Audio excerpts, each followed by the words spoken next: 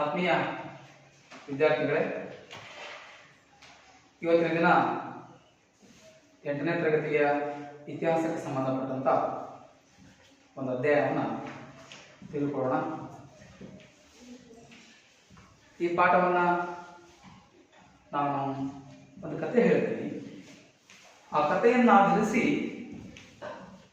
ಈ ಪಾಠವನ್ನು ಮುಂದುವರಿಸೋಣ. ನಮ್ಮೂರ ಪಕ್ಕದಲ್ಲಿ ಒಂದು ದೊಡ್ಡದಾಗಿರುವಂತಹ ಪಾಳೆಗಾರರ ಆಳ್ವಿಕೆ ಇತ್ತು. ಅತ್ಯಂತ ದೊಡ್ಡ ಸಂಸ್ಥಾನ. ಆ ಸಂಸ್ಥಾನದಲ್ಲಿ ಅಗರ್ಭ ಶ್ರೀಮಂತ ಸಂಸ್ಥಾನವೂ ಹೌದು, ವಜ್ರ ವೈಢೂರ್ಯಗಳಿಂದ ತುಂಬಿರುವ ನಾಡು ಅದಾಗಿತ್ತು. ಹಾಗೆಯೇ ಸಾಮ್ರಾಜ್ಯದಲ್ಲಿ ಎಲ್ಲವೂ ಸುಭಿಕ್ಷಿತವಾಗಿತ್ತು. ಎಲ್ಲ ವ್ಯವಸ್ಥೆಗಳು ಸಂಪದ್ಭರಿತ ಸುಖಮಯವಾಗಿತ್ತು. ಇಂತಹ ಒಂದು ಅದ್ಭುತವಾಗಿರುವಂತಹ ಒಂದು ಸಾಮ್ರಾಜ್ಯ, ಒಂದು ಸಂಸ್ಥಾನ ಇಡೀ ಪ್ರಪಂಚದಲ್ಲೇ ಇಲ್ಲ. ಆದರೆ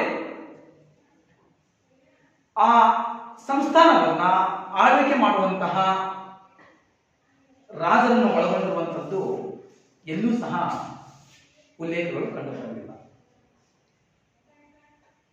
ಯಾವುದೇ ಇತಿಹಾಸದ ಪುಟಗಳಲ್ಲಿ ಅವರ ಬಗ್ಗೆ ಎಲ್ಲಿಯೂ ಸಹ ಉಲ್ಲೇಖಗಳು, ಸಾಹಿತ್ಯಗಳು ಕಂಡುಬರಂಗಿಲ್ಲ. ಹಾಗಾದರೆ ಅಷ್ಟೊಂದು ಸಂಪದ್ಭರಿತವಾಗಿರುವಂತಹ ಆ ಸಾಮ್ರಾಜ್ಯ, ಅಷ್ಟೊಂದು ವೈಭವೋಷಿತವಾಗಿರುವಂತಹ ಆ ಸಾಮ್ರಾಜ್ಯ ಯಾಕೆ ಇತಿಹಾಸದ ಪುಟವನ್ನು ಸೇರಲಿಲ್ಲ? ಹಾಗಾದ್ರೆ ಇತಿಹಾಸದ ಪುಟವನ್ನ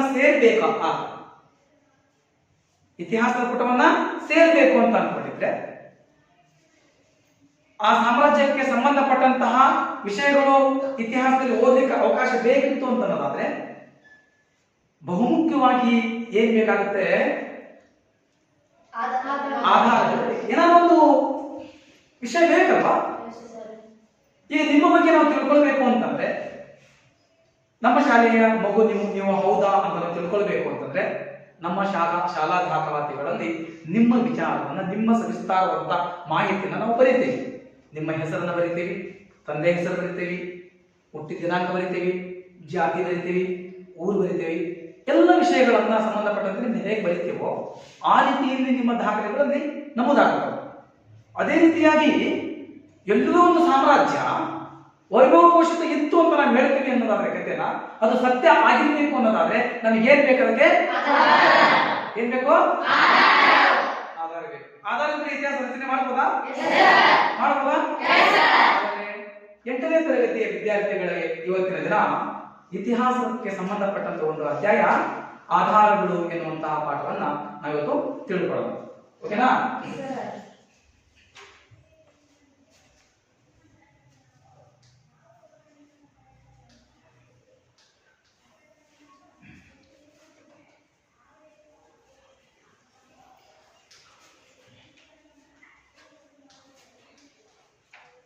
ಅಧ್ಯಾಯ 1 ಆಧಾರಗಳು. ಈ ವಯಸ್ಸಾಗಿರುವಂತಹ ಒಂದು ಅಜ್ಜಿ ಇರುತ್ತೆ. ವಯಸ್ಸಾಗಿರುವಂತಹ ಅಜ್ಜಿ ಬಹಳ ವಯಸ್ಸಾಗಿದೆ. ಆ ಮುದುಕಿ ಹೆಚ್ಚು ಕಮ್ಮಿ ಒಂದು 90 ವರ್ಷ ಆಗಿರ್ಬೋದು ಅಂತ ಅನ್ಕೊಳ್ಳೋಣ. ಆ ಮುದುಕಿಗೆ, ಆ ಅಜ್ಜಿಗೆ ನಡೀಲಿಕ್ಕೆ ಬರೋಂಗಿಲ್ಲ. ಆದ್ರೂ ಒಂದು ಪ್ಲೇಸ್ ಇಂದ ಮತ್ತೊಂದು ಪ್ಲೇಸ್ಗೆ ಹೋಗ್ಬೇಕಾಗಿದೆ. ಒಂದು ಪ್ಲೇಸ್ ಇಂದ ಮತ್ತೊಂದು ಪ್ಲೇಸ್ಗೆ ಹೋಗಬೇಕು ಅಂದ್ರೆ ಕೈಕಾಲುಗಳು ಗಟ್ಟಿ ಇಲ್ಲ, ಆದ್ರೂ ಹೋಗ್ಬೇಕಾಗಿದೆ. ಏನ್ ತಗೊಂಡು ಹೋಗ್ತಾರೆ? ಏನ್ ತಗೊಂಡು? ಕೋಲ್ ತಗೊಂಡು ಹೋಗ್ತಾರೆ. ಹಾಗಾದ್ರೆ ಕೋಲ್ ಇಲ್ಲ ಅಂದ್ರೆ ಆ ಮುದುಕಿ ಏನಾಗ್ತದೆ? ಅಜ್ಜಿ. ಆ ಅಜ್ಜಿ ಒಂದು ಪ್ಲೇಸ್ ಮತ್ತೊಂದು ಪ್ಲೇಸ್ಗೆ ಹೋಗ್ಬೇಕು ಅಂತಂದ್ರೆ ಏನ್ ಆಧಾರ ಬೇಕು? ಕೋಲ್ ಆಧಾರ ಬೇಕು. ಹೌದಾ? ಹಾಗಾದ್ರೆ ನೀವು ನಿಮ್ಮ ಮನೆಯಿಂದ ಶಾಲೆಗೆ ಬರಬೇಕಾದ್ರೆ, ಶಾಲೆಯಿಂದ ಮನೆಗೆ ಹೋಗ್ಬೇಕಾದ್ರೆ ನಿಮಗೆ ಏನ್ ಬೇಕು? ಕಾಲುಗಳು ಬೇಕು. ಕಾಲಿಲ್ಲ ಅಂದ್ರೆ ಹಾಗಾದ್ರೆ ನಡಿಲಿಕ್ಕೆ ಬೇಕಾಗಿದ್ದ ಆಧಾರ ಏನು? ಕಾಲಿಲ್ಲ ಅಂದ್ರೆ ಗೋವಿಂದ ಅಲ್ವಾ? ಹಾಗೇನೆ ಇತಿಹಾಸವನ್ನ ರಚನೆ ಮಾಡಬೇಕು ಅಂತ ಅನ್ಕೊಂಡ್ರೆ ಆಧಾರಗಳು ಬೇಕು. ನಮ್ಮೂರ ಹತ್ರ ಒಂದು ದೊಡ್ಡ ಸಂಸ್ಥಾನ ಇತ್ತು, ಬಹಳ ವಜ್ರ ವಿವಿಧದಿಂದ ತುಂಬಿಕೊಂಡಿತ್ತು, ಸಂಪದ್ಭರಿತವಾದಂತಹ ನಾಡಾಗಿತ್ತು. ಅಲ್ಲಿನ ಅರಸ ಬಂಗಾರದ ಅರಮನೆಯನ್ನ ಕಟ್ಟಿಕೊಂಡಿದ್ದ ಅಂತ ನಾವು ಹೇಳ್ತೀವಿ ಅಂತಂದ್ರೆ ಇದು ಸತ್ಯ ಅಂತ ನಾವು ನಂಬಬೇಕಾದ್ರೆ ಏನ್ ಬೇಕಾಗಿತ್ತು? ಸತ್ಯನ ಸುಳ್ಳ? ಸುಳ್ಳು. ಯಾಕೆ ಹೇಳಿ? ನಾವು ಎಲ್ಲಿ ಕೇಳಿಲ್ಲ ಬಿಡಿ ಸರ್. ಹಾಗಾಗಿ ಆಧಾರಗಳು ಇಲ್ಲಲ್ಲ, ಹಾಗಾಗಿ ನಾವು ಏನಾಗಲ್ಲ, ಸತ್ಯ ಅಂತ ಒಪ್ಪಲಿಕ್ಕೆ ಆಗಲ್ಲ. ಎಸ್. ಹಾಗಾದ್ರೆ ಈಗ ನಾವು ಈ ಆಧಾರಗಳು ಎನ್ನುವಂತಹ ಪಾಠಕ್ಕೆ ಸಂಬಂಧಪಟ್ಟಂತೆ ಇವತ್ತಿನ ಅವಧಿಯೊಳಗೆ ಯಾವ ಯಾವ ಕಲಿಕಾಂಶಗಳನ್ನ ನಾವು ತಿಳ್ಕೊಳ್ಬಹುದು ಅನ್ನೋದನ್ನ ನೋಡೋಣ. ಏನನ್ನ? ಒಂದು, ಆಧಾರಗಳ ಅರ್ಥ. ಆಧಾರಗಳ ಎರಡು, ಆಧಾರಗಳ ಪ್ರಕಾರಗಳು. ಆಧಾರಗಳ ಈ ಆಧಾರಗಳ ಪ್ರಕಾರಗಳಲ್ಲಿ ಮತ್ತೆ ನಾವೇನ್ ಮಾಡ್ತೀವಪ್ಪ ಅಂತಂದ್ರೆ 3 ವಿಧಗಳನ್ನು ಮಾಡ್ತಾ ಹೋಗ್ತೀವಿ. ಒಂದು ಸಾಹಿತ್ಯಿಕ ಆಧಾರಗಳು, ಎರಡು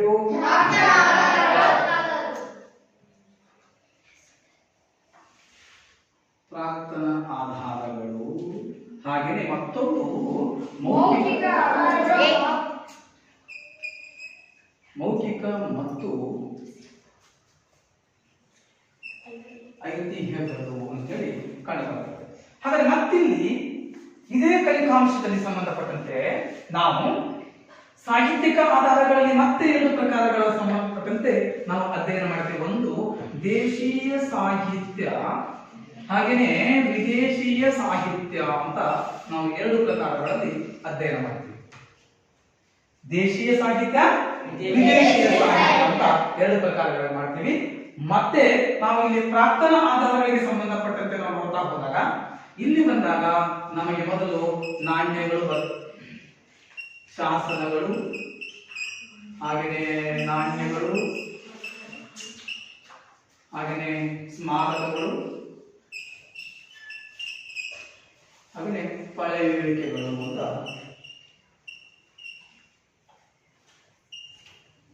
ಈ ರೀತಿಯಾಗಿ ನಾವು ಈ ಆಧಾರಗಳ ಪ್ರಕಾರಗಳಲ್ಲಿ ಇವತ್ತಿನ ಅವಧಿಯಲ್ಲಿ ನಾವು ತಿಳ್ಕೊಳ್ಳೋಣ. ಹಾಗಾಗಿ ಮೊದಲಿಗೆ ನಾವು ಏನ್ ಮಾಡಬೇಕಾಗಿತ್ತು? ಆಧಾರಗಳ ಅದಾದ್ಮೇಲೆ ಆಧಾರಗಳ ಪ್ರಕಾರಗಳಲ್ಲಿ ಮತ್ತೆ ನಾವು ಎಷ್ಟು ವಿಧಾನ ಮಾಡ್ತೀವಿ? 3 ವಿಧ. ಒಂದು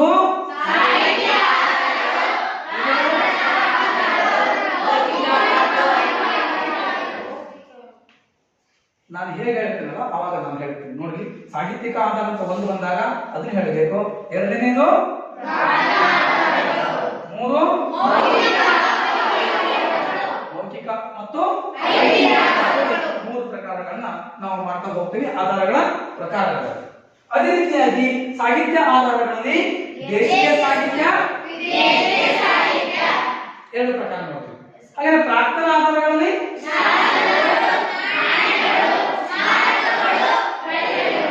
ಪಳೆಯುಳಿಕೆಗಳು ಅಂತ ಕಂಡು ಬರ್ತಾವೆ. ಇಲ್ಲಿ ನಾವು 4 ಪ್ರಕಾರಗಳನ್ನು ನೋಡ್ತೀವಿ. ಹಾಗಾದ್ರೆ ಇಲ್ಲಿ ಮೌಖಿಕ ಮತ್ತು ಐತಿಹ್ಯಗಳು ಅಂತ ಬರ್ತದಲ್ಲ, ಇಲ್ಲಿ ನಾವು ಏನು ಮಾಡ್ತೇವಪ್ಪ ಅಂತಂದ್ರೆ ಒಂದು ಲಾವಣಿ ಪದಗಳು, 2 ಜಾನಪದ ಗೀತೆಗಳು,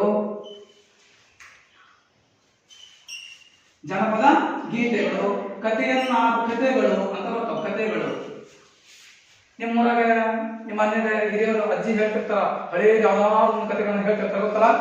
ಆ ರೀತಿಯಾಗಿ ನಾವು ಈ ಮೌಖಿಕ ಮತ್ತು ಐತಿಹ್ಯಗಳಲ್ಲಿ ನಾವು ನೋಡ್ತಾ ಹೋಗ್ತೀವಿ. ಹೀಗೆ ಇವತ್ತಿನ ಅವಧಿಯೊಳಗ ಇಷ್ಟು ಫಲಿತಾಂಶಗಳ ಕುರಿತು ನಾವು ತಿಳಿದುಕೊಳ್ಳೋಣ.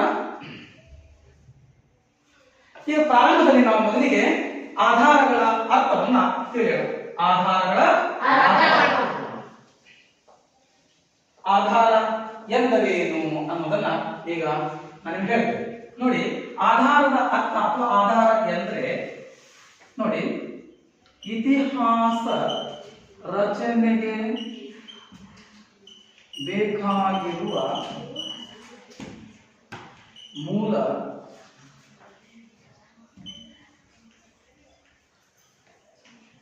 ಸಾಮಗ್ರಿಗಳನ್ನು ಆಧಾರಗಳು ಎಂದು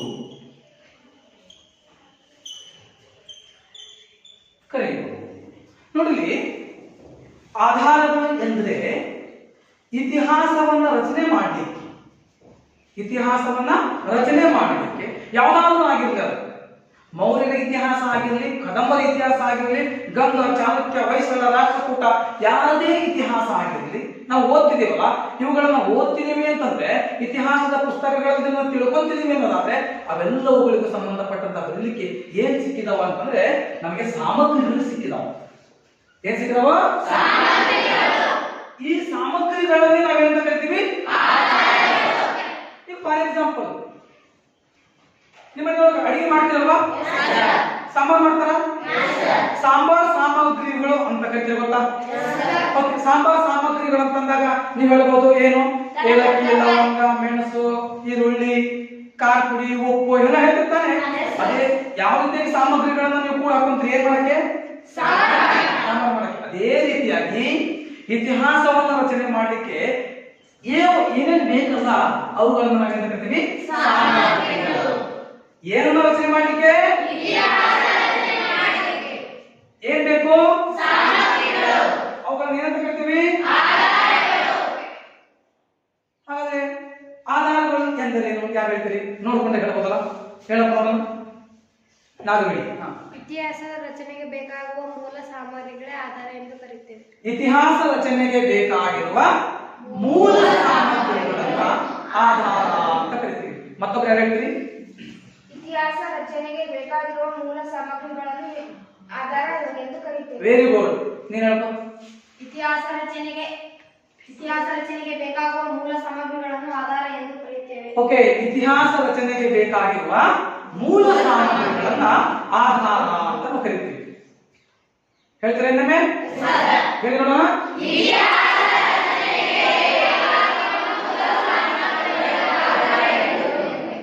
ಏನಿದೆ, ಯಾವ ರೀತಿ ಹೇಳ್ತೀರಿ? ಅದನ್ನ ನಿಧಾನಕ್ಕೆ ಹೇಳಬೇಕು. ಇತಿಹಾಸ ರಚನೆಗೆ ಬೇಕಾಗಿರುವ ಮೂಲ ಸಾಮಗ್ರಿಗಳನ್ನು ಆಧಾರ ಎಂದು ಕರೆಯುತ್ತೇವೆ.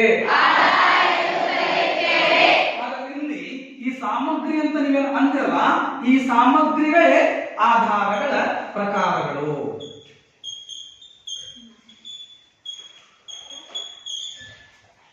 ಸಾಮಗ್ರಿ ಅಂತ ನೀವು ಕರೆದಿರಲಿಲ್ಲ? ಇತಿಹಾಸ ರಚನೆ ಮಾಡಲಿಕ್ಕೆ ಬೇಕಾಗಿರುವ ಸಾಮಗ್ರಿ ಇರಲ್ಲ, ಆ ಸಾಮಗ್ರಿಗಳು ಯಾವಪ್ಪ ಅಂದ್ರೆ ಆಧಾರಗಳ ಪ್ರಕಾರಗಳೇನು ಬರ್ತಾವಲ್ಲ ಅವು ಏನಾಗ್ತವೆ? ಸಾಮಗ್ರಿಗಳಾಗುತ್ತವೆ. ಹಾಗಾಗಿ ನಾನಿಲ್ಲಿ ಆಧಾರಗಳ ಅರ್ಥವನ್ನು ನೀವು ಕೊಟ್ಟಿದ್ದೀನಿ, ಹೇಳಿದಿರಲ್ಲ, ಅದನ್ನ ನಾನು ವಾಶ್ ಮಾಡ್ತೀನಿ. ಈಗ ನಾನು ಆಧಾರಗಳು ಎಂದರೇನು ಅನ್ನೋದನ್ನ ವಾಶ್ ಮಾಡಿದ್ದೀನಿ. ಯಾರು ಹೇಳ್ತೀರಿ ಇವಾಗ? ಹೇಳ. ಇತಿಹಾಸದ ರಚನೆಗೆ ಬೇಕಾಗಿರುವ ಮೂಲ ಸಾಮಗ್ರಿಗಳನ್ನು ಆಧಾರ ಎಂದು ಕರೆಯುತ್ತೇವೆ. ಏನು ಹಿಂದ್ಗಡೆ ಏನೋ ಬೆನ್ನೆತ್ತಿತ್ತಲ್ಲಪ್ಪ, ನಿಧಾನ ಕೇಳ್ಬೋದು ಅದನ್ನೇ. ಇತಿಹಾಸದ ರಚನೆಗೆ ಬೇಕಾಗಿರುವ ಮೂಲ ಸಾಮಗ್ರಿಗಳನ್ನು ಆಧಾರ ಎಂದು. Very good, very good, very good. ಚಪ್ಪಾಳೆ ಹಾಕಪ್ಪ. ನೀನು ಹೇಳೋ ಸಂಜೀವ್. ಹಾ, ನೀನು ಇತಿಹಾಸ ರಚನೆಗೆ ಬೇಕಾಗುವ ಮೂಲ ಸಾಮಗ್ರಿಗಳನ್ನು ಆಧಾರಗಳು ಎಂದು ಕರೆಯುತ್ತೇವೆ. ಇತಿಹಾಸ ರಚನೆಗೆ ಬೇಕಾಗಿರುವ ಮೂಲ ಗೊತ್ತಾಯ್ತಲ್ಲ? ಗೊತ್ತಾಯ್ತಾ? ಓಕೆ. ಈಗ ನೆಕ್ಸ್ಟ್ ನಾವು ಎರಡನೇ ಕಲಿಕಾಂಶವನ್ನು ನಾವು ತಿಳ್ಕೊಳ್ಳೋಣ. ಏನು ಎರಡನೇ ಕಲಿಕಾಂಶ? ಆಧಾರಗಳ ಪ್ರಕಾರಗಳು ಅಂತ. ಆಧಾರಗಳ ಎರಡನೇ ಪಾಯಿಂಟ್ ಅಲ್ವಾ? ಆಧಾರಗಳ ಪ್ರಕಾರಗಳು.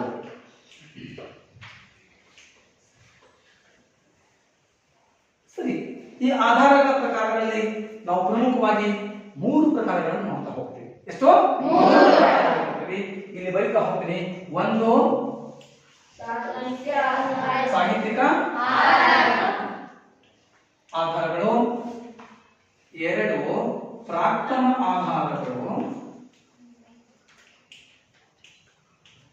ಆಧಾರಗಳು, 3 ಮೌಖಿಕ ಮತ್ತು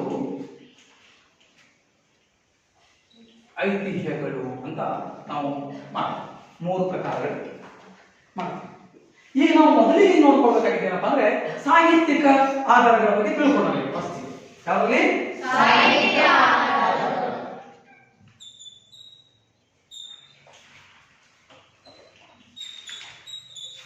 ಸಾಹಿತ್ಯಿಕ ಆಧಾರ. ಈ ಸಾಹಿತ್ಯಿಕ ಆಧಾರಗಳಲ್ಲಿ ಮತ್ತೆ ನಾವು ಏನ್ ಮಾಡ್ತೇವಪ್ಪ ಅಂತಂದ್ರೆ ಎರಡು ಪ್ರಕಾರ ಮಾಡ್ತೀವಿ.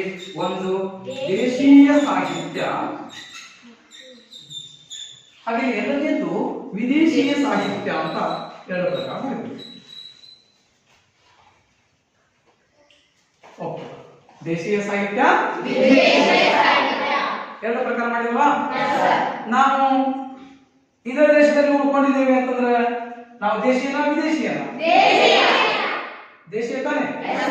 ನಾವು ಮೊದಲಿಗೆ ದೇಶೀಯ ಸಾಹಿತ್ಯದ ಬಗ್ಗೆ ತಿಳ್ಕೊಂಡು, ನಾವು ಇದೇ ದೇಶದಲ್ವಾ, ನಾವು ತಿಳ್ಕೊಂಡಾಗ ಮತ್ತೆ ವಿದೇಶದ ಬಗ್ಗೆ ತಿಳ್ಕೊಂಡು ಹಾಗೆ ದೇಶೀಯ ಸಾಹಿತ್ಯ ಎಂದರೇನು ಅಂತ ನೋಡೋಣ. ಈಗ ದೇಶೀಯ ಸಾಹಿತ್ಯ ಎಂದರೇನು ಅನ್ನೋದ್ರ ಬಗ್ಗೆ ಇಲ್ಲಿ ನೋಡಿ. ಭಾರತೀಯರಿಂದ ರಚನೆಯಾದ ಸಾಹಿತ್ಯ ಪ್ರಕಾರವನ್ನು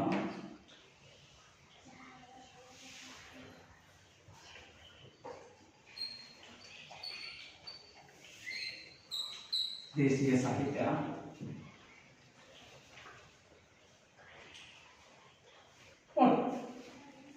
ಭಾರತೀಯರಿಂದ ರಚನೆಯಾಗಿರುವ, ನಾವು ಸಂವಿಧಾನದ ಪೂರ್ವ ಪೀಠಿಕೆ ಹೇಳಬೇಕಾದ ಒಂದು ಮಾತು ಹೇಳ್ತೇವೆ, ಭಾರತೀಯ ಪ್ರಜೆಗಳಾದ ನಾವು. ಹೌದಾ? ಭಾರತೀಯ ಅಂತ ನಾವು ಸಂವಿಧಾನದ ಪ್ರಸ್ತಾವನೆಯ ಪ್ರತಿದಿನ ಬೆಳಗ್ಗೆ ಹೇಳ್ಬೇಕಾದ್ರೆ ಹೇಳ್ತೀವಿ, ಭಾರತದ ಪ್ರಜೆಗಳಾದ ನಾವು. ಅಂದ್ರೆ ಈ ದೇಶದಲ್ಲಿ ನೆಲೆಸಿರುವಂತಹ ಯಾವುದೇ ಕವಿಗಳಾಗಿರ್ಬೋದು, ವಿದ್ವಾಂಸರಾಗಿರ್ಬೋದು, ಅವರಿಂದ ರಚನೆಯಾಗಿರುವಂತಹ, ಅಂದ್ರೆ ಭಾರತೀಯರಿಂದ ರಚನೆಯಾಗಿರುವಂತಹ ಸಾಹಿತ್ಯ ಪ್ರಕಾರಗಳು, ಅಂದ್ರೆ ನಮ್ಮಿಂದ ರಚನೆ ಆಗಿರುವಂಥದ್ದು, ನಮ್ಮಿಂದ ಅಲ್ಲ. ಈ ಹಿಂದೆ ರಚನೆ ಆಗಿದ್ದವಲ್ಲ, ಅವರಿಂದ ರಚನೆ ಆಗಿರುವಂತಹ ಏನು ಸಾಹಿತ್ಯ ಕೃತಿಗಳದವಲ್ಲ, ಅವನ್ನ ನಾವೇನ್ ಕರಿತೀವಿ? ದೇಶೀಯ ಸಾಹಿತ್ಯ ಅಂತ ಕರಿತೀವಿ. ಏನ್ ಕರಿತೀವಿ? ದೇಶೀಯ ಸಾಹಿತ್ಯ. ಅದು ಸಂಬಂಧಪಟ್ಟಂತೆ ಒಂದು ನಿಮಗೆ ಟೀಚಿಂಗ್ ಏಡ್ಸ್ ತೋರಿಸ್ತೀನಿ.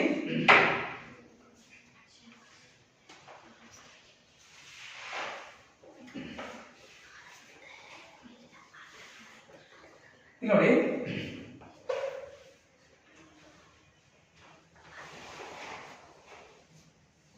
ಓಕೆ, ಇಲ್ಲಿ ಇತಿಹಾಸ ಅಧ್ಯಾಯ 1 ಆಧಾರಗಳು, ಚರಿತ್ರೆಯ ರಚನೆಗೆ ಬೇಕಾಗಿರುವ ಮೂಲ ಸಾಮಗ್ರಿಗಳೇ ಆಧಾರಗಳು. ಅದೇ ರೀತಿಯಾಗಿ ಆಧಾರಗಳಲ್ಲಿ ಎರಡು ವಿಧಗಳನ್ನು ಮಾಡ್ತಾ ಹೋಗ್ತೇವೆ. ಮೂರು ವಿಧಗಳನ್ನ, ಒಂದು ಸಾಹಿತ್ಯಿಕ ಆಧಾರಗಳು, ಪ್ರಾರ್ಥನಾ ಆಧಾರಗಳು ಅಂತ ಮಾಡ್ತೀವಿ. ಹಾಗೆ ಇನ್ನೊಂದು ಯಾವುದು ಮೌಖಿಕ ಮತ್ತು ಐತಿಹಾಸಿಕವೆ, ಅದು ಇನ್ನೊಂದು ಟೀಚಿಂಗ್ ಏಡ್ಸ್ ಸಿಗುತ್ತೆ. ಇಲ್ಲಿ ನೋಡಿ, ದೇಶೀಯ ಸಾಹಿತ್ಯ ಎಂದರೇನು ಅನ್ನೋದ್ರ ಬಗ್ಗೆ ನೀವು ಕೊಟ್ಟು ಹೇಳಿದ್ದೀನಿ ಈಗ. ಹಾಗಾಗಿ ದೇಶೀಯ ಸಾಹಿತ್ಯ ಅಂದ್ರೆ ಏನಪ್ಪಾ? ಭಾರತೀಯರಿಂದಲೇ ರಚನೆಯಾಗಿರುವ ಸಾಹಿತ್ಯವನ್ನ ದೇಶೀಯ ಸಾಹಿತ್ಯ ಅಂತ ನಾವು ಕರಿತೀವಿ. ಯಾರಿಂದ ರಚನೆಯಾಗಿರುವ?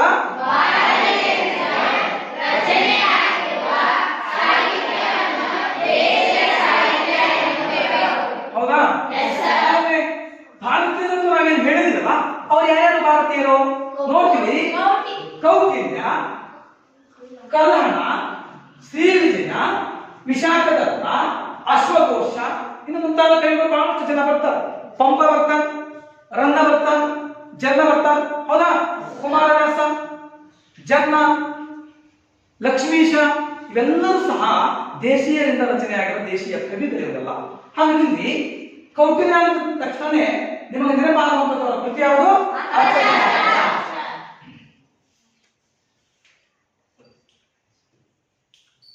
ಕೌಟಿಲ್ಯನ ಅರ್ಥಶಾಸ್ತ್ರ. ಕೌಟಿಲ್ಯನ ಅರ್ಥಶಾಸ್ತ್ರ. ಸರಿ, ಈ ಕೌಟಿಲ್ಯ ಅಂದ ತಕ್ಷಣ ನಿಮಗೆ ನೆನಪಿರಲಿ, ಆತ ಬರೆದಿರುವಂತಹ ಕೃತಿ ಏನಿದೆಯಲ್ಲ ಅರ್ಥಶಾಸ್ತ್ರ, ಮೌರ್ಯರ ಕಾಲದಲ್ಲಿ ಇವರೊಬ್ಬ ಪ್ರಧಾನಮಂತ್ರಿ ಆಗಿದ್ದರು, ಅರ್ಥಮಂತ್ರಿಯೂ ಆಗಿದ್ದರು. ಯಾರು? ಕೌಟಿಲ್ಯ.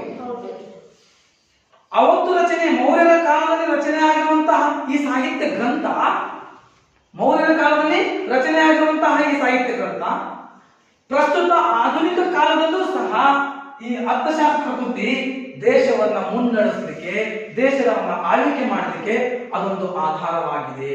ಕೇವಲ ಮೌರ್ಯರ ಆಳ್ವಿಕೆಗೆ ಸಂಬಂಧಪಟ್ಟಂತಹ ಮಾಹಿತಿಯನ್ನು ಮಾತ್ರ ತಿಳಿಸುವುದಿಲ್ಲ ಕೌಟಿಲ್ಯನ ಅರ್ಥಶಾಸ್ತ್ರ.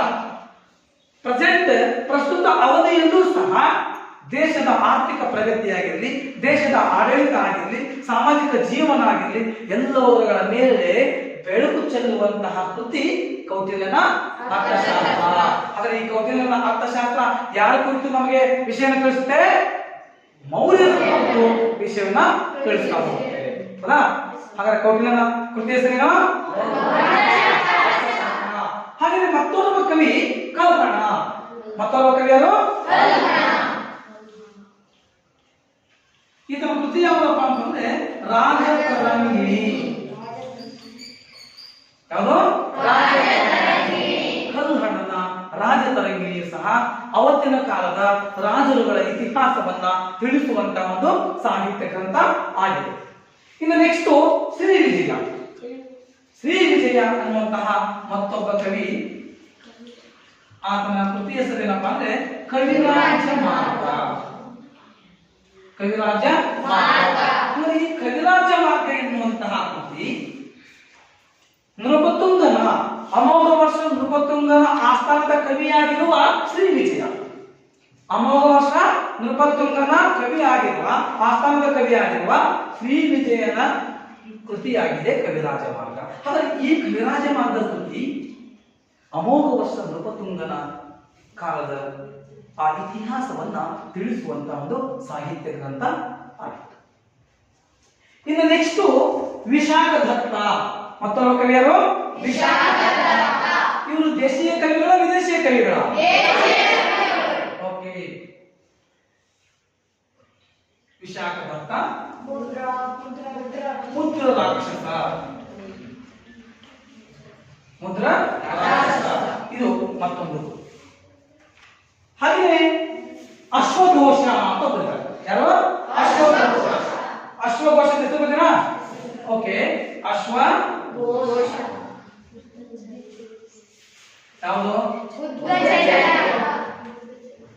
ಬುದ್ಧ ಚರಿತ್ರ. ಈ ಅಶ್ವಘೋಷ ಬುದ್ಧ ಚರಿತ್ರ ಇದು ಬೌದ್ಧ ಧರ್ಮಕ್ಕೆ ಸಂಬಂಧಪಟ್ಟಂತಹ ಸವಿಸ್ತಾರವಾದಂತಹ ಮಾಹಿತಿಯನ್ನ ತಿಳಿಸ್ತದ. ಹೀಗೆ ಪಂಪ ಅಂತ ಬಂದ್ರೆ ಮತ್ತೊಬ್ಬ ಕವಿ ಯಾರು? ಪಂಪ. ಈತನ ಕೃತಿ ಹೆಸರು ವಿಕ್ರಮಾರ್ಜುನ ವಿಜಯ. ವಿಕ್ರಮಾರ್ಜುನ ವಿಜಯ. ರನ್ನ. ರನ್ನ ಬಂದ ತಕ್ಷಣ ಗದಾಯುದ್ಧ. ಯಾವುದು? ಗದಾಯುದ್ಧ.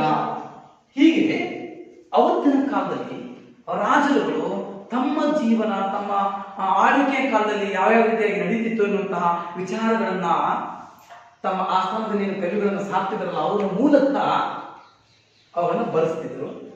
ಅವುಗಳು ನಮಗೆ ದೊರಕಿರುವುದರಿಂದಾಗಿ ಆ ಕಾಲದ ರಾಜರುಗಳ ಇತಿಹಾಸವನ್ನು ತಿಳ್ಕೊಳ್ಳಿಕ್ಕೆ ನಮಗೆ ಸಾಧ್ಯ ಆಗಿದೆ. ಇನ್ನು ನೆಕ್ಸ್ಟ್ ನಿಮಗೆ ದೇಶೀಯ ಸಾಹಿತ್ಯ ಅಂದ್ರೆ ಗೊತ್ತಾಯ್ತೀಗ, ಹೌದಾ? ನೆಕ್ಸ್ಟ್ ನಾವು ವಿದೇಶೀಯ ಸಾಹಿತ್ಯ ಬಗ್ಗೆ ತಿಳ್ಕೊಳ್ಳೋಣಂತೆ. ಇದು ನಿಮ್ಗೆ ಅರ್ಥ ಆಯ್ತು ಅಂತ ನೋಡ್ಬೇಕಲ್ಲ ನಾವೀಗ, ಅಲ್ವಾ? ನೋಡಿ, ದೇಶೀಯ ಸಾಹಿತ್ಯ ಎಂದರೇನು, ಉದಾಹರಣೆ ಕೊಡಿ ಅಂತ ಒಂದು ಪ್ರಶ್ನೆ ಬರ್ತದೆ. ಹಾಗಾದ್ರೆ ಉದಾಹರಣೆ ಕೊಡಿ ಅಂತಂದಾಗ ಇವುಗಳನ್ನ ಹೇಳಬೇಕು, ಇವುಗಳನ್ನ ಬರೀಬೇಕಾಗುತ್ತೆ. ಹಾಗಾದ್ರೆ ದೇಶೀಯ ಸಾಹಿತ್ಯ ಎಂದರೇನು ಅಂತ ಯಾರು ಹೇಳ್ತೀರಿ? ದೇಶೀಯ ಸಾಹಿತ್ಯ ಎಂದರೇನು ಅಂತ ಯಾರು ಹೇಳ್ತೀರಿ? ಹೇಳ. ಭಾರತೀಯರಿಂದಲೇ ರಚನೆಯಾದ ಸಾಹಿತ್ಯವನ್ನು ದೇಶೀಯ ಸಾಹಿತ್ಯ ಎನ್ನುತ್ತೇವೆ. Very good. ನೀನ್ ಹೇಳಪ್ಪ. ಭಾರತೀಯರಿಂದ ರಚನೆಯಾದ ಸಾಹಿತ್ಯವನ್ನು ದೇಶೀಯ ಸಾಹಿತ್ಯ ದೇಶೀಯ ಸಾಹಿತ್ಯ ಎನ್ನುವರು. ಹಾಗಾದ್ರೆ ನಾನು ಭಾರತೀಯರಿಂದ ರಚನೆ ಆದಂತಲ್ಲ, ಇವರೆಲ್ಲರೂ ಭಾರತೀಯರು, ಹೌದಾ? ಹೋಗ್ತೀರಿ? ಇಲ್ಲೊಂದಿಬ್ರು ನಾನು ಬರೆದಿದ್ದೀನಿ, ಇವರು ಹೌದು. ನಾನು ಅವರ ಬರೆದಿರುವಂತಹ ಕೃತಿಗಳನ್ನು ನಾನು ಅಳಿಸ್ತೀನಿ. ಈಗ ಕಲ್ಹಣ ಬರೆದಿರುವಂತಹ ಕೌಟಿಲ್ಯ ಬರೆದಿರುವಂತಹ ಕೃತಿ ಯಾವುದು? ಅರ್ಥಶಾಸ್ತ್ರ. Very good. ಕೌಟಿಲ್ಯನ ಅರ್ಥಶಾಸ್ತ್ರ. ಕಲ್ಹಣನ ಹೇಳ. ಯಾರು ಹೇಳ್ತೀರಿ? ಕಲ್ಯಾಣನ ರಾಜತರಂಗಿಣಿ. Very good. ಕಲ್ಯಾಣನ ರಾಜತರಂಗಿಣಿ. ಶ್ರೀ ವಿಜಯನ ಕವಿರಾಜಮಾರ್ಗ. ಕವಿರಾಜ ಮಾರ್ಗ. ವಿಶಾಖದತ್ತನ ಯಾರು ಹೇಳ್ತೀರಿ? ವಿಶಾಖದತ್ತನ ಕೃತಿ ಹೆಸರು? ಹೌದು, ಮುದ್ರಾ ರಾಕ್ಷಸ. ಹಾಗೇನೆ ಅಶ್ವಘೋಷನ ಬುದ್ಧ ಚರಿತ್ರ. Very good. ಪಂಪನ ವಿಕ್ರಮಾರ್ಜುನ. ರಂದನ ನಾನೆಲ್ಲ ಕೃತಿ ಬರೆದಿದ್ದೀನ? ಇವೆಲ್ಲರೂ ನಾನು ದೇಶೀಯ ಸಾಹಿತ್ಯ ಅಂತ ಹೇಳ್ಬೋದಾ? ಆ ದೇಶೀಯ ಸಾಹಿತ್ಯ ಅಂತ ಹೇಳ್ಬೋದಾ? ನಾವು ಉದಾಹರಣೆ ಕೊಡ್ಬೋದಾ? ಇಲ್ಲ, ನಾನು ಯಾವುದೇ ಸಾಹಿತ್ಯವನ್ನ ಬರೆದಿದ್ದೀನ? ಹಾಗಾಗಿ ನಾನು ದೇಶೀಯ ಸಾಹಿತ್ಯದ ಉದಾಹರಣೆ ಆಗ್ತೇವಾ? ಯಾರು ಬರೆದಿದ್ದಾರೋ ಇನ್ನು ಮುಂತಾದವುಗಳು ಗೊತ್ತಾರೆ. ಇಷ್ಟೇ ಅಂತಲ್ಲ, ಕೇವಲ ಕೌಟಿಲ್ಯ, ಕನ್ನಡ, ಶ್ರೀ ವಿಜಯ, ವಿಶಾಖದತ್ತ, ಅಶ್ವಘೋಷ, ಪಂಪ, ರನ್ನ, ಚೆನ್ನ, ಕುಮಾರವ್ಯಾಸ, ಲಕ್ಷ್ಮೀಶ ಇವರಷ್ಟ ಅಂತಲ್ಲ, ಇನ್ನು ಹಲವಾರು ಜನ ಆಗಿನ ಕಾಲದ ಇತಿಹಾಸಕ್ಕೆ ಸಂಬಂಧಪಟ್ಟಂತಹ ಕೃತಿಗಳನ್ನ ಬರೆದಿದ್ದಾರೆ. ಇನ್ನೊಂದು ನಿಮಗೆ ನೆನಪು ಮಾಡ್ತೀನಿ ನಾನು. ಕರ್ನಾಟಕದಲ್ಲಿ ಅವತ್ತಿನ ದಿನ ಅಂದ್ರೆ ಅವರ ಆಳ್ವಿಕೆ ಸಂದರ್ಭದಲ್ಲಿ ಮುತ್ತು ರತ್ನಗಳನ್ನ ಮಾರ್ಕೆಟ್ ನಲ್ಲಿ ಅಂದ್ರೆ ಮಾರುಕಟ್ಟೆಯಲ್ಲಿ ಶೇರ್ಗಳನ್ನು ಮಾರ್ತಿದ್ರಂತೆ. ಅಷ್ಟೊಂದು ಶ್ರೀಮಂತ ಸಾಮ್ರಾಜ್ಯ ಆಗಿತ್ತಂತೆ. ಅದ್ಯಾವ್ದು ಗೊತ್ತಾ? ಯಾವ್ದಪ್ಪ? ವಿಜಯನಗರ ಸಾಮ್ರಾಜ್ಯ. ಹೌದಾ? ಮುತ್ತು ರತ್ನಗಳನ್ನ ಶೇರ್ನಲ್ಲಿ ಅಳದು ಮಾರ್ತಿದ್ರಂತೆ. ವಿದೇಶಿ ಕವಿ, ವಿದೇಶಿ ಪ್ರವಾಸಿಗ ಬಾರ್ಬೋಸ್, ನಿಕೋಲೋ ಕೌಂಟಿ ಇವರೆಲ್ಲ ತಮ್ಮ ಸಾಹಿತ್ಯ ಗ್ರಂಥಗಳಲ್ಲಿ ಬರೀತಾರೆ, ಇಂತಹ ಸಂಪತ್ಭರಿತ ಸಾಮ್ರಾಜ್ಯ ನಮ್ಮ ಈ ಪ್ರಪಂಚದಲ್ಲಿ ಎಲ್ಲೂ ಇಲ್ಲ, ನಾನು ಕಂಡಿಲ್ಲ, ಕೇಳಿಲ್ಲ ಅಂತ ಹೇಳ್ತಾರೆ. ಮತ್ತೆ ಮುಂದುವರೆದು ಹೇಳ್ತಾರೆ, ಅಷ್ಟು ಬೇಗನೆ ಈ ಸಾಮ್ರಾಜ್ಯ ಅವನತಿಯನ್ನ ಕಾಣ್ತು ಅಂತ ಬರಿತಾ ಹೋಗ್ತಾರೆ. ಮುಂದೆ ದಕ್ಕನಿನ ಸುಲ್ತಾನರಿಂದಾಗಿ ಯುದ್ಧಗಳಾಗಿ ವಿಜಯನಗರ ಸಾಮ್ರಾಜ್ಯ ಸಂಪೂರ್ಣವಾಗಿ ಅವನತಿಯನ್ನು ಕಾಣ್ತಾ ಬಂತು. ನೋಡಿ, ನಿಮ್ಗೆ ಹೇಳಿದೆ ಮುತ್ತು ರತ್ನಗಳನ್ನ ಮಾರುಕಟ್ಟೆಯಲ್ಲಿ ಅಳದು ಮಾರ್ತಿದ್ರು ಅಂತ ಹೇಳ್ತೀವಿ ಅಂತಂದ್ರೆ ನಿಮ್ಗೆ ಅದು ವಿಜಯನಗರ ಸಾಮ್ರಾಜ್ಯದ ಹೆಂಗ್ ಗೊತ್ತಾಯ್ತು ಅಂದ್ರೆ ಅದಕ್ಕೆ ಸಂಬಂಧಪಟ್ಟಂತಹ ಆಕರ ಗ್ರಂಥಗಳು ಸಿಕ್ಕಿದಾವೆ ಅಲ್ವಾ? ಹಾಗಾಗಿ ನಾವು ಅದ್ರ ಬಗ್ಗೆ ಕೇಳಬಹುದು. ಎಸ್, ಓಕೆ, ಕೂತ್ಕೊಳ್ಳಿ. ಆ ಕಾಲದಲ್ಲಿ ವಿಜಯನಗರ ಸಾಮ್ರಾಜ್ಯದ ಅರಸಕ್ಕೆ ಸಂಬಂಧಪಟ್ಟಂತ ಆಳ್ವಿಕೆಗೆ ಸಂಬಂಧಪಟ್ಟಂತ ಒಂದು ಅಂಶ ನಿಮಗೆ ಹೇಳಿರ್ತೀನಿ. ಆ ಸಾಮ್ರಾಜ್ಯದ ಬಲಿಷ್ಠ ದೊರೆ ಯಾರು? ವಿಜಯನಗರ ಸಾಮ್ರಾಜ್ಯದ ಬಲಿಷ್ಠ ದೊರೆ ಯಾರು ಕೇಳಿಲ್ವಾ? ನೀವು 7ನೇ ಕ್ಲಾಸಲ್ಲಿ ಓದಿದ್ದೀರಿ ಅದನ್ನ. ಶ್ರೀಕೃಷ್ಣ ದೇವರಾಯ ಹೆಸರು ಕೇಳಿಲ್ಲ? ಶ್ರೀಕೃಷ್ಣ ದೇವರಾಯ ಆತನು ಒಬ್ಬ ಕವಿಯಾಗಿದ್ದ, ಹಾಗೆ ದೊರೆನೂ ಆಗಿದ್ದ, ಸಾಹಿತ್ಯ ಪ್ರಿಯ ಆಗಿದ್ದ. ಆತನು ಆಮುಕ್ತ ಮೌಲ್ಯ ಅಂತ ಒಂದು ಕೃತಿ ಬರೆದ. ಯಾವುದು? ಯಾವುದು? ಕೃಷ್ಣ ದೇವರಾಯ. ಕೃಷ್ಣದೇವರಾಯ ಕೃತಿ ಯಾವುದು? ಆಮುಕ್ತ ಮೌಲ್ಯ. ಆಮುಕ್ತ ಮೌಲ್ಯ ತೆಲುಗಿನಲ್ಲಿ ಬರಬೇಕು ಅಂತ. ಸರಿ, ಯಾಕೆ ತೆಲುಗಿನಲ್ಲಿ ಬರೆದ್ರು ಅಂತಂದ್ರೆ ಆಗ ಹೈದರಾಬಾದಿನ ಭಾಗ ಸ್ವಲ್ಪ ಆ ಕಡೆಗೆ ಕರ್ನಾಟಕದ ಭಾಗಗಳಿಗೆ ಕಂಡು ಬಂದಿದೆ. ಹೈದರಾಬಾದ್ ಕರ್ನಾಟಕ ಅಂತ ಕರಿತೇವೆ ಗೊತ್ತಾ? ಆ ಹೈದರಾಬಾದ್, ಈಗಿನ ಹೈದರಾಬಾದ್ ಕರ್ನಾಟಕ ಅಂತ ಕರಿತೇವಲ್ಲ, ಆ ಭಾಗದಲ್ಲಿ ಸ್ವಲ್ಪ ತೆಲುಗು ಬಹಳಷ್ಟು ಭಾಷೆ ಹಾಸುವುದಕ್ಕಾಗಿತ್ತು. ಹಾಗಾಗಿ ತೆಲುಗಿನಲ್ಲಿ ಆಮುಕ್ತ ಮೌಲ್ಯ ಅಂತ ಕೃತಿ ಬರ್ತಾರೆ. ಈ ಆಮುಕ್ತ ಮೌಲ್ಯದ ಕೃತಿ ಮೂಲಕ ಕೃಷ್ಣದೇವರಾಯನ ಸಾಧನೆಗಳ ಬಗ್ಗೆ ನಾವು ಹೆಚ್ಚೆಚ್ಚು ತಿಳ್ಕೊಳ್ಬಹುದಾಗಿದೆ. ಈಗ ನೀವು ದೇಶೀಯ ಸಾಹಿತ್ಯ ಅಂತ ತಿಳ್ಕೊಂಡ್ರಿ. ಎರಡನೇದು ಯಾವ್ದಪ್ಪ ಅಂತಂದ್ರೆ ವಿದೇಶೀಯ ಸಾಹಿತ್ಯ. ಯಾವುದು? ವಿದೇಶೀಯ ಸಾಹಿತ್ಯ.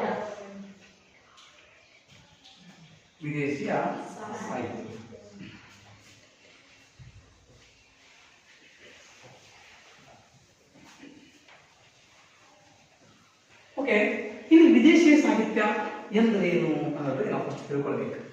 ವಿದೇಶಿ ಸಾಹಿತ್ಯ ಅಂತಂದ್ರೆ ವಿದೇಶಿಗಳು ತಮ್ಮ ದೇಶದಲ್ಲೇ ಕೂತ್ಕೊಂಡ್ಬಿಟ್ಟು ಸಾಹಿತ್ಯವನ್ನು ರಚನೆ ಮಾಡಿದ್ದಾರೆ. ಭಾರತದ ಬಗ್ಗೆ ಸಾಹಿತ್ಯವನ್ನು ರಚನೆ ಮಾಡಿದಕ್ಕೆ ವಿದೇಶಿ ಸಾಹಿತ್ಯ ಅನ್ಬಹುದಾ? ಈಗ ನಾನು ಭಾರತದವನು, ಹೌದಾ? ನಾನು ಈ ದೇಶದವನು, ಇಲ್ಲೇ ಕೂತ್ಕೊಂಡು ಅಮೆರಿಕಾದ ಬಗ್ಗೆ ಹೋಗಿ ನಾವು ಬರೀಲಿಕ್ಕಾಗತ್ತಾ? ಆಗಂಗಿಲ್ಲ. ಯಾಕಾಗಂಗಿಲ್ಲ? ನಮಗೇನು ವಿಷಯ ಗೊತ್ತಾಗಲ್ಲ, ಹೌದಾ?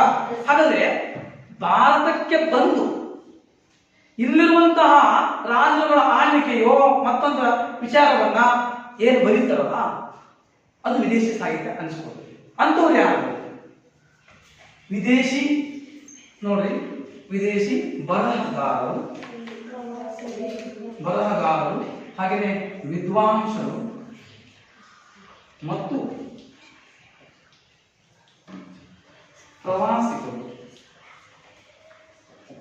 ಪ್ರವಾಸಿಗರಿಂದ ರಚನೆಯಾದ ಸಾಹಿತ್ಯ ಗ್ರಂಥಗಳಿಗೆ ವಿದೇಶಿ ಸಾಹಿತ್ಯ ಎನ್ನುವರು. ವಿದೇಶಿ ಸಾಹಿತ್ಯ ಎನ್ನುವರು. ಹಾಗಾದ್ರೆ ಭಾರತ ದೇಶಕ್ಕೆ ಬೇರೆ ಬೇರೆ ದೇಶಗಳಿಂದ ವಿದೇಶಗಳಿಂದ ಎಲ್ಲಿ ಬಂದಿರ್ತಾರ? ಬರಹಗಾರರು ಬಂದಿರ್ತಾರ. ಇಲ್ಲಿಯ ವಿಶೇಷತೆಯನ್ನ ಬರ್ಕೊಂಡು ಹೋಗ್ಲಿಕ್ಕನು, ಹಾಗೆಯೇ ವಿದ್ವಾಂಸರು ಇಲ್ಲಿಯ ವಿಷಯವನ್ನ ತಿಳ್ಕೊಂಡ್ಬಿಟ್ಟು ಅದನ್ನ ಅಧ್ಯಯನ ಮಾಡಲಿಕ್ಕೆ ಬಂದಂತಹ ವಿದ್ವಾಂಸರು, ಹಾಗೆಯೇ ಪ್ರವಾಸಕ್ಕಂತ ಬಂದವರು, ಈ ದೇಶದ ವೈಭವವನ್ನು ನೋಡ್ಲಿಕ್ಕೆ, ಈ ದೇಶದ ವೈಭವವನ್ನು ನೋಡ್ಲಿಕ್ಕೆ ಬಂದಂತಹ ಪ್ರವಾಸಿಗರಿಗೆ ಬಂದಿರ್ತಾರಲ್ಲ, ಇವರುಗಳಿಂದ ರಚನೆಯಾಗಿರುವ ಬರಹಗಾರರು, ವಿದ್ವಾಂಸರು ಮತ್ತು ಪ್ರವಾಸಿಗರಿಂದ ರಚನೆಯಾಗಿರುವಂತಹ ಏನು ಸಾಹಿತ್ಯ ಗ್ರಂಥದವಲ್ಲ, ಸಾಹಿತ್ಯ ಗ್ರಂಥದವಲ್ಲ, ಇವಕ್ಕೆ ನಾವೇನಂತ ಕರಿತೀವಿ ಅಂದ್ರೆ ವಿದೇಶಿ ಸಾಹಿತ್ಯ ಅಂತ ಕರಿತೀವಿ. ಸರ್, ಅವತ್ತಿನ ಕಾಲದಲ್ಲಿ ಭಾರತದಲ್ಲಿ ಏನು ಆಳ್ವಿಕೆಗಳನ್ನ ಮಾಡ್ತಿದ್ರು, ರಾಜರ ಆಳ್ವಿಕೆಗಳನ್ನ, ಆ ಸಂದರ್ಭದಲ್ಲೂ ಸಹ ವಿದೇಶಿಗರು ಬರ್ತಿದ್ರ? ಹೌದು. ಇವಾಗಲೂ ಬರ್ತಾರ? ಇವಾಗಲೂ ಬರ್ತಾರ? ಇವಾಗ ಹಂಪಿಗೆ ಹೋಗ್ರಿ, ವಿದೇಶಿಗರು ಬರ್ತಾರ. ಬೇಲೂರು, ಹಳೆಬೀಡು ಆ ಭಾಗಗಳಿಗೆ ಹೋಗ್ರಿ, ವಿದೇಶಿಗರು ಬರ್ತಾರೆ. ಬಾದಾಮಿ, ಐಹೊಳೆ, ಪಟ್ಟದಕಲ್ಲು, ಶಿವೋಗ ಮಂದಿರ ಆ ಪ್ರದೇಶಗಳಿಗೆ ಹೋಗ್ರಿ, ವಿದೇಶಿಗರು ಬರ್ತಾರೆ. ಹಾಗೆ ಎಲ್ಲೋ ಅಜಂತ ಗುಹಾಂತರ ದೇವಾಲಯಗಳಿಗೂ ವಿದೇಶಿಗರು ಬರ್ತಾರ. ಬಂದವರು ನಮ್ಮ ನಿಮ್ಮ ಹಂಗೆ ಅವ್ರು ಏನ್ ಮಾಡ್ತಾರ, ಎಷ್ಟು ಸೌಂದರ್ಯಯುಕ್ತ ನೋಡ್ಕೊಂಡ್ ಸುಂದರ ನಾವ್ ಏನ್ ಮಾಡ್ತೀವಿ, ಕಣ್ಣಿಂದ ನೋಡ್ತಾ ಹೋಗ್ತೇವೆ. ಹಂಗಲ್ಲ, ಅಲ್ಲಿರುವಂತಹ ಗೈಡ್ಗಳನ್ನ ಕರ್ಕೊಂಡು, ಮಾಹಿತಿಯನ್ನು ಮಾರ್ಗದರ್ಶನ ನೀಡುವಂತ ಕರ್ಕೊಂಡು ಪ್ರತಿಯೊಂದನ್ನ ಬರಿತಾ ಬರಿತಾ ಬರಿತಾ ಹೋಗ್ತಾರ. ಅವತ್ತಿನ ಸಂದರ್ಭದಲ್ಲಿ ಬಂದಂತಹ ಈ ಬರಹಗಾರರು, ಈ ವಿದ್ವಾಂಸರು ಮತ್ತು ಪ್ರವಾಸಿಗರು ಆ ರೀತಿಯಲ್ಲಿ ಬರೆದಿಟ್ಟಿರುವಂತಹ ಏನು ಗ್ರಂಥಗಳಾಗಿದಾವೋ ಅವಕ್ಕೆ ನಾವೇನ್ ಕರಿತೀವಿ, ವಿದೇಶಿ ಸಾಹಿತ್ಯ ಅಂತ ಕರಿತೀವಿ. ಅವುಗಳಿಗೆ ವಿದೇಶಿ ಸಾಹಿತ್ಯ ಅಂತ ನಾವು ಕರಿತೀವಿ. ಹಾಗೆ ನೋಡಿ, ವಿದೇಶಿ ಸಾಹಿತ್ಯ ಅಂದ್ರೆ ಏನು ಅಂತಂದ್ರೆ, ವಿದೇಶಿ ಬರಹಗಾರರು, ವಿದ್ವಾಂಸರು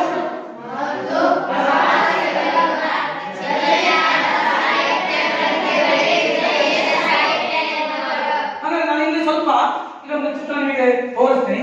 ಅಂತಹ ಸಾಹಿತ್ಯ ಗ್ರಂಥಗಳ ರಚನೆ ಆಗುವಂತದನ್ನ ನಾವು ನೋಡೋಣ. ಇಲ್ಲಿ ನೋಡಿ, ವಿದೇಶಿ ಬರಹಗಾರರು, ಪ್ರವಾಸಿಗರು, ವಿದ್ವಾಂಸರು ರಚಿಸಿರುವಂತಹ ಗ್ರಂಥಗಳಿಗೆ ವಿದೇಶಿ ಸಾಹಿತ್ಯ ಅಂತ ನಾವು ಕರಿತೀವಿ. ಅಂತವ್ರು ಯಾರ್ಯಾರಪ್ಪ ಅಂತಂದ್ರೆ, ಒಂದು ಮೆಗಸ್ತನೀಸ್ ಅಂತ ಬರ್ತಾರೆ. ಯಾವ?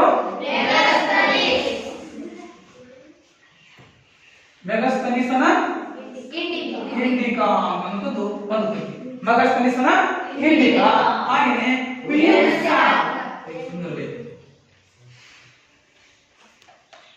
ಹುಯೆನ್ ಸಾಂಗನ CUK ಎನ್ನುವಂತಹ ಕೃತಿ. ಅದೇ ರೀತಿಯಾಗಿ ಫಾಹಿಯಾನನ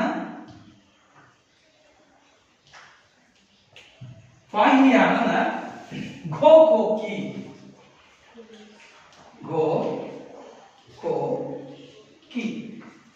ಹೀಗೆ ಇನ್ನು ಮುಂತಾದವರು ಬರ್ತಾರೆ. ಸಿಲೋನಿನ ದೀಪವಂಶ ಮತ್ತು ಮಹಾವಂಶ,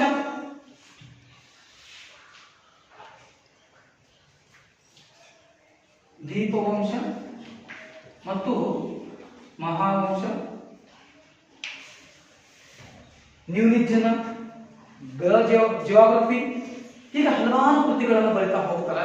ಹೀಗೆ ಭಾರತಕ್ಕೆ ಬಂದಿರುವಂತಹ ಪ್ರವಾಸಿಗರಾಗಿರ್ಬೋದು, ವಿದ್ವಾಂಸರಾಗಿರ್ಬೋದು, ಹಾಗೆಯೇ ಬರಹಗಾರರಾಗಿರ್ಬೋದು, ಇವುಗಳಿಂದ ರಚನೆಯಾಗಿರುವಂತಹ ಏನು ಸಾಹಿತ್ಯ ಗ್ರಂಥಗಳದವಲ್ಲ, ಇವುಗಳಿಂದ ನಾವೇಂತ ಕರಿತೀವಿ, ವಿದೇಶಿ ಸಾಹಿತ್ಯ ಅಂತ ನಾವು ಕರಿತೀವಿ. ಇಲ್ಲಿ ನೋಡ್ಕೊಂಡ್ರಿ, ಇಲ್ಲಿ ಮೆಗಾಸ್ತನೀಸನ ಇಂಡಿಕಾ, ಹುಯೆನ್ ಸಾಂಗನ CUK, ಫಾಹಿಯಾನನ ಘೋಕೋಕಿ, ಹಾಗೆಯೇ ಸಿಲೋನಿನ ದೀಪವಂಶ ಮತ್ತು ಮಹಾವಂಶ, ಹಾಗೆಯೇ ಪರ್ನಿಯೋ ನ್ಯೂಲಿಚ್ ಆಗಿರ್ಬೋದು, ಬಾರ್ಬೋಸ್ ಆಗಿರ್ಬೋದು, ನಿಕೋಲೋ ಕೊಂಟಿ ಆಗಿರ್ಬೋದು, ಇವರೆಲ್ಲರೂ ಸಹ ಭಾರತ ದೇಶದಲ್ಲಿ ಬಂದುಬಿಟ್ಟು ಇಲ್ಲಿರುವಂತಹ ವೈಭವವನ್ನ, ರಾಜ್ಯಗಳ ಆಳ್ವಿಕೆಯನ್ನ, ಆರ್ಥಿಕ ಸಾಮಾಜಿಕ ವ್ಯವಸ್ಥೆಗಳಿಗೆ ಸಂಬಂಧಪಟ್ಟಂತ ವಿಷಯವನ್ನ ಬರೆದಿಟ್ಟಿದ್ರಲ್ಲ, ಅವುಗಳ ಆಧಾರದ ಮೇಲೆ ನಾವು ಆಯಾ ರಾಜಮನೆತನಗಳ ಇತಿಹಾಸವನ್ನ ರಚನೆ ಮಾಡಲಿಕ್ಕೆ ಆಧಾರಗಳಾಗಿ ಸಿಕ್ಕಂತಾಗಿದೆ.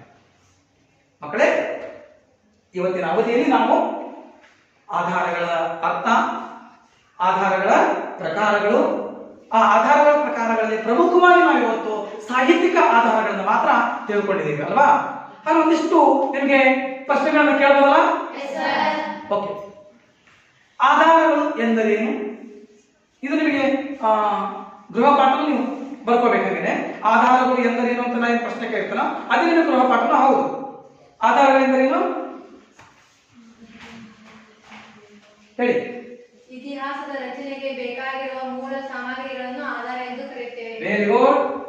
ಆಧಾರಗಳ ಪ್ರಕಾರಗಳು ಯಾವುವು? 3. ನೀನು ಹೇಳು. ಸಾಹಿತ್ಯಿಕ ಆಧಾರಗಳು, ಸಾಹಿತ್ಯಿಕ ಆಧಾರಗಳು, ಪ್ರಾರ್ಥನಾ ಆಧಾರಗಳು, ಪ್ರಾರ್ಥನಾ ಆಧಾರಗಳು, ಮೌಖಿಕ ಆಧಾರಗಳು. ಮೌಖಿಕ ಆಧಾರಗಳು. ಓಕೆ. ಸಾಹಿತ್ಯಿಕ ಆಧಾರಗಳಲ್ಲಿ 2 ಪ್ರಕಾರಗಳು ಕಂಡುಬರುತ್ತವು.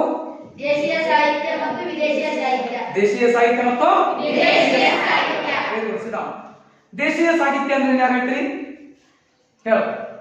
ಭಾರತೀಯರಿಂದಲೇ ರಚನೆಯಾಗಿರುವ ಸಾಹಿತ್ಯವನ್ನು ದೇಶೀಯ ಸಾಹಿತ್ಯ ಎನ್ನುತ್ತಾರೆ. ಭಾರತೀಯರಿಂದಲೇ ರಚನೆಯಾಗಿರುವಂತಹ ಸಾಹಿತ್ಯವನ್ನ ದೇಶೀಯ ಸಾಹಿತ್ಯ. ಹಾಗಾದ್ರೆ ಉದಾಹರಣೆಗಳನ್ನು ಕೊಡ್ತೀರಾ? ಯಾವ ಹೇಳ್ತೀರಿ? ನೀನು ಹೇಳು. ಕೌಟಿಲ್ಯ ಅರ್ಥಶಾಸ್ತ್ರ. Very good. ನೆಕ್ಸ್ಟ್ ನೀನು ಹೇಳು. ಪಂಪ ವಿಕ್ರಮಾರ್ಜುನ ವಿಜಯ. ಪಂಪನ ವಿಕ್ರಮಾರ್ಜುನ ವಿಜಯ, ಕಲ್ಲಣ ರಾಜತರಂಗಿಣಿ, ಕಲ್ಲಣ್ಣನ ರಾಜತರಂಗಿಣಿ, ಮತ್ತೆ ಶ್ರೀ ವಿಜಯ ಕವಿರಾಜಮಾರ್ಗ. ಶ್ರೀ ವಿಜಯನ ಕವಿರಾಜ ಮಾರ್ಗ. ಹಾಗೆ ಎಕ್ಸೆಟ್ರಾ. ಬಿಡಿ, ಕೂತ್ಕೊಳ್ಳಿ. ವಿದೇಶಿ ಸಾಹಿತ್ಯ ಎಂದರೇನು? ಯಾರು ಹೇಳ್ತೀರಿ? ವಿದೇಶಿ ಸಾಹಿತ್ಯ ಎಂದರೇನು? ವಿದೇಶಿಯ ಬರಹಗಾರರು, ಪ್ರವಾಸಿಗರು, ವಿದ್ವಾಂಸರು ರಚಿಸಿರುವಂತಹ ಗ್ರಂಥಗಳನ್ನು ವಿದೇಶಿಯ ಸಾಹಿತ್ಯ ಎಂದು ಕರೆಯುತ್ತೇವೆ. Very good. Sit down. ಅದರ ಉದಾಹರಣೆ ಕೊಡಿ. ಮೆಗಸ್ತನಿಸ್ ಇಂಡಿಕಾ. ಮೆಗಸ್ತನಿಸ್ ಇಂಡಿಕಾ, ಹುಯೆನ್ಸಾಂಗ್ ಸಿಯುಕಿ. ಹುಯೆನ್ಸಾಂಗ್ ಸಿಯುಕಿ, ಫಾಯಿಯಾನ್ ಗೋಕೋಕಿ ಅಲ್ವಾ? ಸರಿ, ಇಷ್ಟು ವಿಷಯಗಳನ್ನ ಇವತ್ತು ತಿಳ್ಕೊಂಡಿರಿ. ನಿಮಗೆ ಹೋಮ್ವರ್ಕ್ ತಗೊಳ್ಳಿ.